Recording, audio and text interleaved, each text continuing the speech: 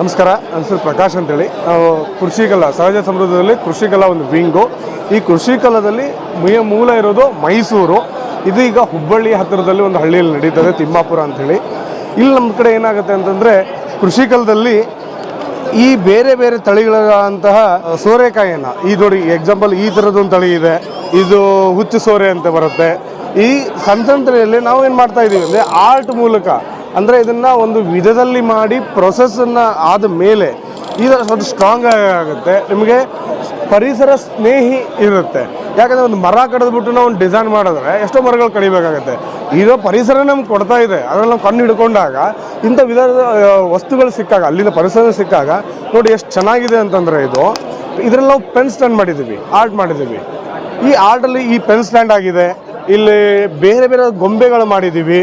ಆದಮೇಲೆ ಇದು ನೋಡಿ ಬುದ್ಧ ಡಿಸೈನ್ ಇದರಲ್ಲಿ ಆರ್ಟ್ ಮಾಡಿದ್ದೀವಿ. ಎಷ್ಟು ಚೆನ್ನಾಗಿ ಬಂದಿದೆ ಅಂತಂದರೆ, ಆಮೇಲೆ ಸಣ್ಣ ಸಣ್ಣ ಟೇಬಲ್ ಲ್ಯಾಂಪ್ಗಳು. ಈ ಟೇಬಲ್ ಲ್ಯಾಂಪ್ಗಳು ಏನಂತಂದರೆ, ನೀವು ಟೇಬಲ್ ಮೇಲೆ ರಾತ್ರಿ ಇಟ್ಟಾಗ ಇದು ಹೊರಗಿರೋ ಪ್ರಕಾಶ ಏನಿರುತ್ತಲ್ಲ ಅಷ್ಟು ತುಂಬ ಚೆನ್ನಾಗಿ ಕಾಣುತ್ತೆ. ಈ ವಸ್ತು ಇದರಲ್ಲಿ ಅನೇಕ ನಮ್ಮ ಕಡೆ ಒಂದು 50 ವೆರೈಟೀಸ್, ಒಂದು 50 ತರಹದ ವಿವಿಧ ಡಿಸೈನ್ಗಳು, ವಿನ್ಯಾಸಗಳು ನಮ್ಮಲ್ಲಿ ಇವೆ. ಕೃಷಿಕಲದಲ್ಲಿ ಯಾರಾದರೂ ತಮ್ಮ ಬರ್ತ್ಡೇಗೋ ಇಲ್ಲ ಫ್ಯಾಮಿಲಿ ಫಂಕ್ಷನ್ಗಳಿಗೋ ಬೇರೆ ಥರದ ಒಂದು ಈವೆಂಟ್ಗಳಲ್ಲಿದ್ದಾಗ ಈ ಥರ ಪರಿಸರ ಸ್ನೇಹಿಯಾದಂಥ ಉಡುಗೊರೆಗಳನ್ನು ಕೊಡೋದು ಎಲ್ಲವೂ ಮತ್ತು ಮಿಷಿನ್ ಮೇಡಲ್ಲ, ಎಲ್ಲವೂ ಹ್ಯಾಂಡ್ ಮೇಡ್, ಕೈಯಿಂದಾನೇ ಕಸೂತಿ ಮಾಡಿದಂತಹ, ಕೈಯಿಂದಾನೇ ತಯಾರಿಸಿದಂತಹ ವಸ್ತುಗಳಾಗಿದ್ದಾವೆ. ನೋಡಿ ಇಷ್ಟೊಂದು ಚೆನ್ನಾಗಿ ಬಂದಿದೆ ಎಲ್ಲ. ಇದನ್ನು ಮಾಡುವ ವಿಧಾನ ಅಂತಂದರೆ, ನಾವು ನಮ್ಮ ರೈತರಿಗೇ ನಮ್ಮ ಕಡೆ ಬೀಜ ಇರುತ್ತೆ, ಈ ತಳಿಗಳ ಬೇರೆ ಬೇರೆ ತಳಿಗಳ ಬೀಜಗಳಿರುತ್ತೆ. ಈ ಬೀಜಗಳನ್ನು ರೈತರು ಕೊಟ್ಟಿರ್ತೀವಿ, ರೈತರು ಇದನ್ನು ಅಂದರೆ ಮಾರ್ಚ್ ಥರ ಕೊಟ್ಟಾಗ, ಮಾರ್ಚ್ಗೆ ಇದ್ರ ತಳಿ ಬರುತ್ತೆ ನಮಗೆ. ಈ ಮಾರ್ಚ್ಗೆ ಬಂದಾಗ ಇದನ್ನೇನು ಮಾಡ್ತೀವಿ ಅಂತಂದರೆ, 3 ತಿಂಗಳು ಇದನ್ನು ಹಾಗೆ ಇಟ್ಟಿರ್ತೀವಿ. ಅಂದರೆ ಹಸಿ ಇದ್ದಾಗಲೇ ಇದನ್ನು ಕಟಾವಾಗಿರುತ್ತೆ. 3 ತಿಂಗಳು ಇಟ್ಟಾಗ ಇದೊಂಥರ ಒಣಗಿದ ಥರ ಬರೋಕ್ಕೆ ಸ್ಟಾರ್ಟ್ ಆಗುತ್ತೆ. ಅಂದರೆ ಆ ಹದದ ಇಲ್ಲಿದ್ದಾಗ ತಾನೇ ಒಂದು ನಮ್ಗೆ ದಪ್ಪದ ತಿಕ್ನೆಸ್ ಸಿಗುತ್ತೆ ಇದನ್ನು ಮಾಡೋಕ್ಕೆ. ಇಲ್ಲಾಂದರೆ ಗಿಡದಲ್ಲೇ ಇದೇನಾದರೂ ಕಳಿತ್ರೆ ಭಾಳ ಪಳ್ಳಾಗ್ಬಿಟ್ಟಿರುತ್ತೆ, ಗಿಡದಲ್ಲೇ ಇದು ಏನು ಒಣಗಿದಾಗ ಭಾಳ ಪಳ್ಳಾಗಿರುತ್ತೆ. ಹೀಗಿದ್ದಾಗ ಇದನ್ನು ಒಣಗಿಸಿ ಆದಮೇಲೆ ನಾವು ಇದ್ರ ಮೇಲೆ ಡಿಸೈನ್ ಮಾಡೋದು.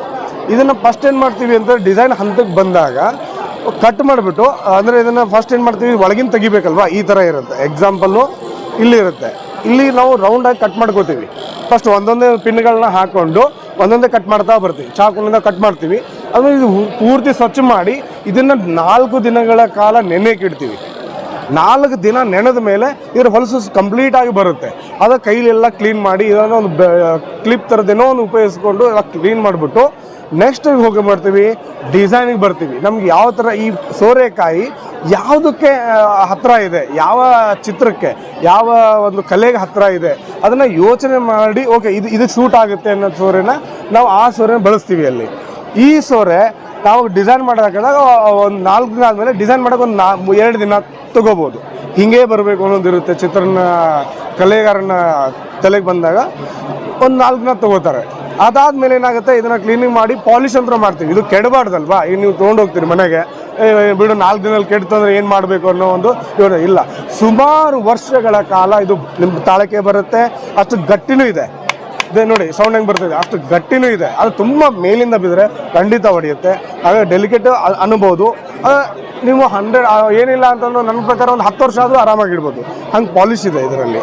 ಮತ್ತು ನೋಡಿ ಇದರಲ್ಲಿ ನೀವು ಬೇರೆ ಬೇರೆ ಲೈಟ್ಗಳು ಮೇಲಿದೆ. ಇದರಲ್ಲಿ ಸ್ಟೋನ್ ವರ್ಕ್ ಮಾಡಿದ್ದಾರೆ.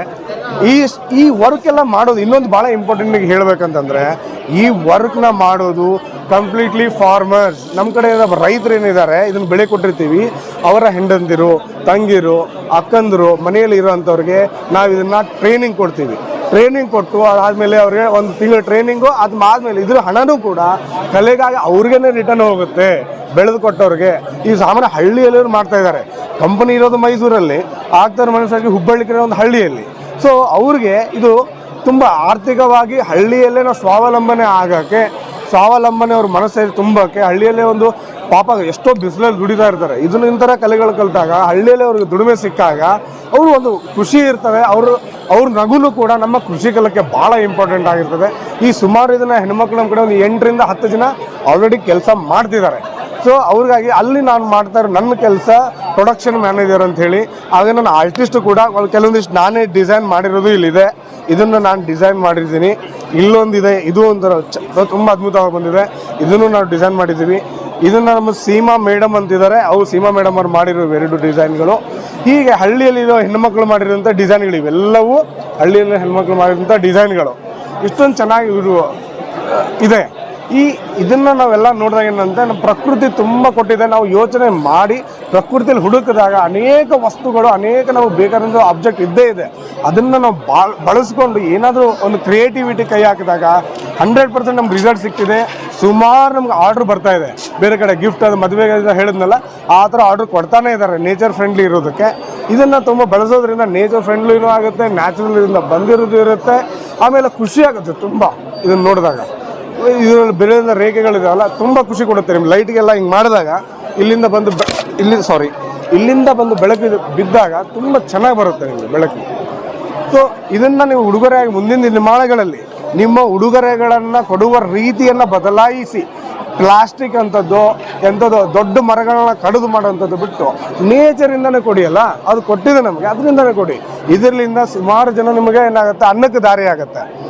ಆರ್ಟಿಸ್ಟಿಂದ ಹಿಡ್ಕೊಂಡು, ರೈತರಿಂದ ಹಿಡ್ಕೊಂಡು, ಇಲ್ಲಿಗೆ ಎಂತ ಕೆಲಸ ಮಾಡೋರಿಗೆಲ್ಲವೂ ದುಡ್ಡು ಆಗುತ್ತೆ, ಅವ್ರ ಜೀವನ ನಡೆಯುತ್ತೆ. ಈ ಥರ ಪರಿಸರ ಸ್ನೇಹಿಯಾದಂಥ ಉಡುಗೊರೆಗಳನ್ನು ನೀವು ಕೊಡೋದು ಇದ್ದರೆ ನಮ್ಮ ಕೃಷಿಕಲಕ್ಕೆ ನೀವು ಫೋನ್ ಮಾಡ್ಬೋದು.